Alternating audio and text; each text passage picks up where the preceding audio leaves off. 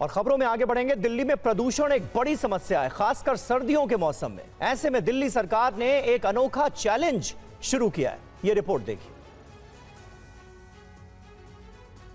दिल्ली में प्रदूषण को कम करने के उपाय और उपकरण इजाद करने वाले लोगों और संस्थाओं को 5 लाख से लेकर 50 लाख तक का इनाम दिया जाएगा। साथ ही सरकार टेक्नोलॉजी को स्पॉन्सर भी करेगी। स्कीम के बारे में जानकारी देते हुए दिल्ली के पर्यावरण मंत्री मनजिंदर सिंह सिरसा ने कहा, दिल्ली के अंदर वायु प्रदूषण बहुत बड़ी चुनौती है।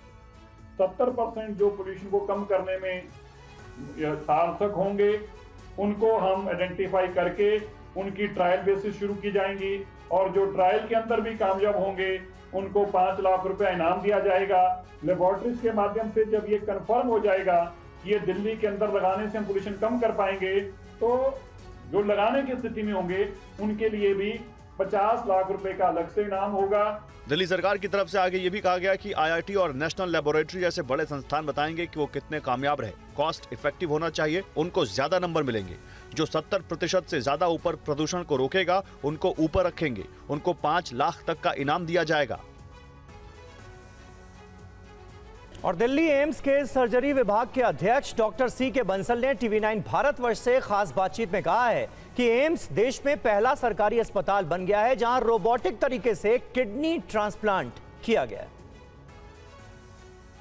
नॉर्मल ट्रांसप्लांट और रोबोटिक ट्रांसप्लांट दोनों में कितना फर्क है? As far as the procedure, जहाँ तक प्रोसीजर की बात करें, हम टेक्निक की बात करें तो टेक्निक में कोई फ़र्क नहीं है। टेक्निक उसका जो वैस्कुलर एनास्मोसिस है, जो यूरेटर को जोड़ना है, किडनी को रखना है, वो सब सेम है। उसमें कोई फ़र्क नहीं है ओपन और रोबोटिक टेक्नोलॉजी में। ये सिर्फ करने का तरीका डिफरेंस है। रोबोटिक में छोटे इंसिजन लगाते हैं, ओपन सर्जरी में एक बड़ा इंसिजन लगता है, जिससे कि पेशेंट की रिकवरी में, पेशेंट को पेन में, पेशेंट की घर जाने की जो वो है वो सब फास्ट हो जाता है। अगर हम समय के हिसाब से बात करें तो अगर नॉर्मल प्रोसीजर होता है किडनी ट्रांसप्लांट में, ओपन होता है, तो उसमें कितना टाइम लगता है? और रोबोटिक अगर किडनी ट्रांसप्लांट हुआ तो उसमें कितना जल्दी पेशेंट रिकवर होकर जाता है? और दर्द भी, अगर ओपन के साथ हम दर्द को कंपेयर करें तो ऑलमोस्ट, अभी हम स्टडी कर रहे हैं, बट अगर हम देखेंगे तो ऑलमोस्ट जो अभी हमारा इनिशियल एक्सपीरियंस है उसके हिसाब से ऑलमोस्ट 10 टाइम्स पेशेंट का पेन कम हो जाता है। रिकवरी पीरियड में भी मैं देख रहा हूँ कि जो पेशेंट्स हैं ऑलमोस्ट 5-6 दिन पहले हमारे पेशेंट सारे घर चले जाते हैं। और पश्चिम बंगाल की राजधानी कोलकाता में ईडी ने बड़ी कार्रवाई को अंजाम दिया है। एजेंसी ने लगभग 2700 करोड़ रुपए की बैंक धोखाधड़ी से जुड़े मामले में कई ठिकानों पर एक साथ छापेमारी की।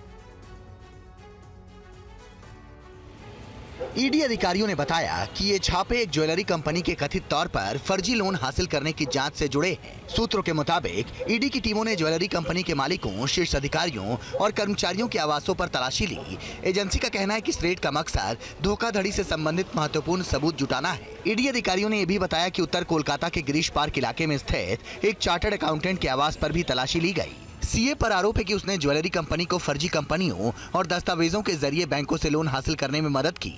ईडी के मुताबिक इस धोखाधड़ी में कम से कम 25 बैंकिंग संस्थान शामिल रहे, जिनसे फर्जी दस्तावेजों के आधार पर बड़े पैमाने पर लोन लिए गए। ज्वेलरी कंपनी के प्रबंधन पर आरोप है कि उन्होंने फर्जी कंपनियों का जाल बिछाकर बैंकिंग सिस्टम को धोखा दिया और बिना सुरक्षा के लोन के रूप में भारी रकम हड़प ली। अधिकारियों के मुताबिक कंपनी के अधिकारियों ने वित्तीय प्रणाली को गुमराह करने के लिए कई तरीके अपनाए। कोलकाता के साथ साथ आज हैदराबाद और अहमदाबाद में भी ईडी ने रेड किया।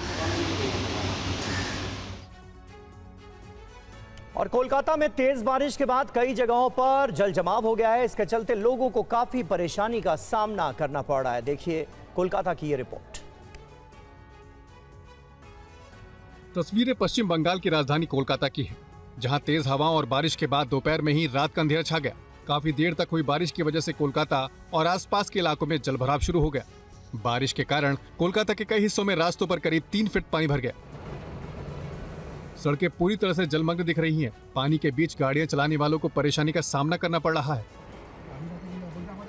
हालांकि मौसम विभाग ने घोषणा की है कि मानसून धीरे धीरे पश्चिम बंगाल से विदा हो रहा है। फिर भी कल तक दक्षिण बंगाल में गरज के साथ बारिश होने की संभावना है। इसके साथ तेज हवाएं भी चल सकती हैं। कोलकाता, हावड़ा, हुगली, नादिया और 24 परगना में रविवार तक हल्की बारिश हो सकती है। मौसम विभाग का ये भी कहना है कि इस समय 2 चक्रवाती तूफान हैं।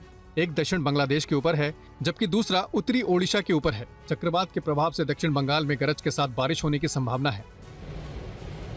पिछले महीने कोलकाता में करीब 5 घंटे में रिकॉर्ड 251 मिलीमीटर बारिश हुई थी, जिसके कारण कोलकाता के कई रास्ते डूब गए थे और लोगों को काफी परेशानी का सामना करना पड़ा था।